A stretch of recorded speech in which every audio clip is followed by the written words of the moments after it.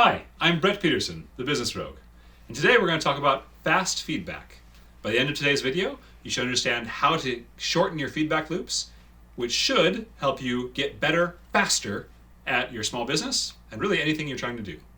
As always, if you're new here, please hit the like button and the subscribe button and that notification bell. It really helps us get higher in the algorithm so more people can see these videos and hopefully benefit from them. All right, let's get started.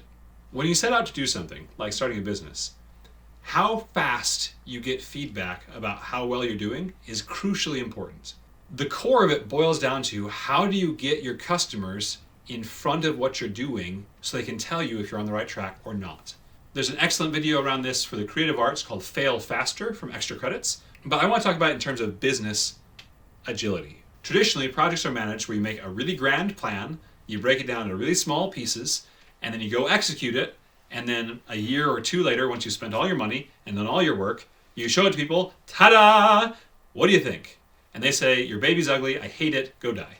That's been a problem for a long time in project management. Ask any project manager and they'll talk to you. I'm sure they've had negative experiences along these lines, right? So let's talk about some ways to manage a project or manage a business that lets you do that. One technique that I've seen used successfully in both business and actually medicine is what's called a daily huddle or daily stand-up. You get together with your team and say, okay, here's what's happened to this point. Here are the things we're going to work on today. Questions. Let's make sure we're all clear and unified as a team. Ready, go. Then when something random comes up during the day, and it will, at least you're all working from the same place. You're all unified to start with. That makes it a heck of a lot easier to be unified when you get thrown a curveball. Second, implement a checklist. Here are the things we need to make sure we hit before we do it. This is a sickening thing for medicine, but the number of doctors who forget to wash their hands before surgery is gross and really high, unless they have a checklist. That's as important for you as a small business owner, an entrepreneur, as it is for your customer service agent, right? When things get escalated to your desk, do you have a checklist to make sure you don't drop the ball? Because you're human too. Third, make information visual and shared. If you've ever heard of something called Kanban, basically it's a big board that says to do, doing, done. What that is for is so your team can say, I finished my last task, let me move it from doing to done. What's the next thing that needs to be done? Let me grab it, move it to doing, put my name on it, and go work on it. How is this different from a checklist? It's for the whole team. So a checklist is something that an individual person runs through, a series of steps that should make sure you remember in a certain repeated process. This doesn't have to be a repeated process. We know we need to do this task and that task and that task, and then we need to have, the last thing on there is to figure out what the next steps are. But the purpose of having that on a poster or a board somewhere is everybody can see it. And if by the halfway through the day, you've only got one of those 4 things done, we need to change our schedule. We need to notify the customers. We need to tell our partners that there's going to be a delay. Or, hey, we're ahead of schedule. Great. What can we do to make the business better, right? How can we improve things? So what this is doing is starting to give you processes. Most that I've talked about thus far, internal feedback. Really, these are ways that you as a team can figure out, are we on the right path or not? Now let's talk about external feedback loops. If you as the entrepreneur or the small business owner aren't interacting with your customers, you're flying blind. You don't have feedback. That is your first and most important and fastest route of feedback is talk to customers about when they're trying to buy your product, when they're trying to use your product, when they're dissatisfied with your product. That will be painful. Just let me be blunt. You're going to hear things where people say, again, your baby's ugly and I hate you and go die. The customer's not always right. You don't have to agree with everything they say. Some customers are ridiculous.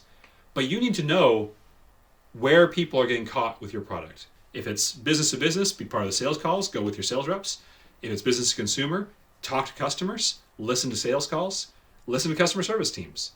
Second, look for behavior that shows you how people feel about your company.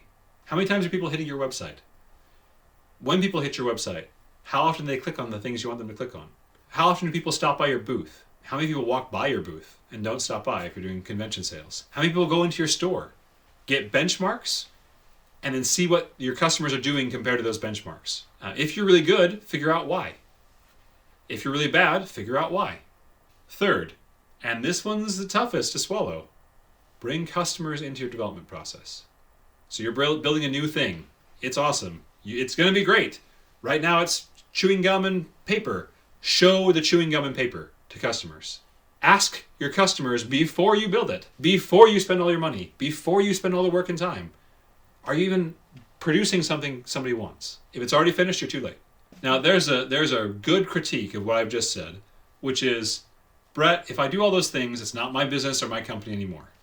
Yes, that's true. Sometimes you have to go on a limb and just try it and say, hey, I think this is cool. I'm going to try it and see if it works. But don't spend $1 million giving it a shot. Give it a small shot. Write a 3-minute script. Make a 3D model of the thing you're going to build and show what it does that you think is so cool. My challenge to you this week, get your internal feedback working.